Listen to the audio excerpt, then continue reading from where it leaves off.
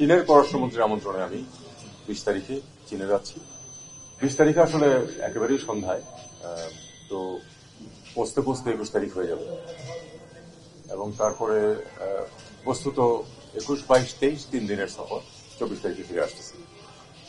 Beijing এ চীনের পররাষ্ট্রমন্ত্রীর সাথে আমার অফিসিয়াল কথাবার্তা হবে।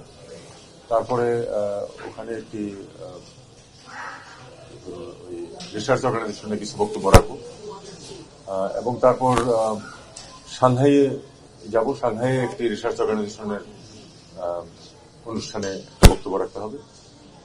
এর বাইরে এক দুটো শিল্প কারখানা আমাদেরকে দেখাতে নিয়ে যাবে। ইভির একটা ব্যাপার আছে, আরেকটা কিছু টেকনোলজি আছে হলো আপনার ফুড প্রিজার্ভেশনের ব্যাপারে নতুন কিছু টেকনোলজি আছে, সেগুলি আমাদেরকে দেখাবে, যেগুলি হয়তো আমাদের দেশে কাজে লাগতে পারে। তারপর সাংহাই থেকে আমি সরাসরি ঢাকায় ফিরে আসবো। আলাপ আলোচনার মধ্যে প্রধানত ধরুন অর্থনৈতিক বিষয়াবলী আসবে। কয়েকটি বিষয় তার মধ্যে গুরুত্বপূর্ণ। একটা হচ্ছে যে আপনারা জানেন যে ব্যবসা বাণিজ্য, চায়না আমাদের সবচেয়ে বড় ব্যবসায়িক পার্টনার দেশ। ধরুন অফিসিয়ালি সবচেয়ে বড় ব্যবসায়িক পার্টনার, ক্ষেত্র বিশেষে অবশ্য ভারতকেও সবচেয়ে বড় বলা হয়, কারণ আনঅফিসিয়াল বিজনেস আছে প্রচুর। যাই হোক, বিপুল পরিমাণের ব্যবসা আছে আমাদের চীনের সাথে, প্রধানত আমদানি। তবে সেই আমদানিগুলো আবার আমাদের জন্য প্রয়োজনীয় এই জন্য যে আমাদের অনেক রফতানি সেগুলোর উপর নির্ভরশীল। তো কাজেই চীনের সাথে আমাদের যে বাণিজ্যিক সম্পর্ক সেটা খুবই গুরুত্বপূর্ণ। অর্থনৈতিক সম্পর্ক অত্যন্ত গুরুত্বপূর্ণ। প্রচুর প্রজেক্টে চীনের বিনিয়োগ আছে। বিনিয়োগ মানে ঋণ প্রধানত, এবং সেই কিছু প্রজেক্ট চলমানও আছে, সেগুলি কন্টিনিউ করছে। আর আমাদের আরো কিছু বিষয় আছে, যেমন ঋণের শর্তাবলী নিয়ে আমরা কিছু কথাবার্তা বলবো। ঋণের সুদ কমানো বা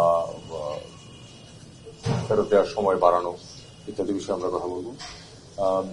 আমরা এটাও চাইবো যে আমরা যখন গ্রাজুয়েট করবো এলডিসি থেকে, তখন চীন যেন অন্যান্য ইউরোপের মতোই যেন আরো 3 বছর আমাদেরকে ভিসা ফ্রি এবং কোটা ফ্রি সুবিধা বহাল রাখে।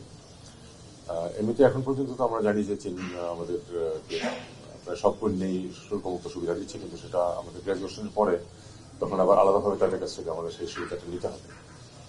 তো এই ধরনের বিষয়াবলী প্লাস কিছু কালচারাল বিষয় আছে। আমাদের 50 বছর পূর্তি হচ্ছে চীনের সাথে সম্পর্কে, সেটার বাংলাদেশে এবং চীনে কিছু অনুষ্ঠানাদি হবে, সেগুলি নিয়ে আমরা কথাবার্তা বলবো। মোটামুটি এই আমাদের বিষয়।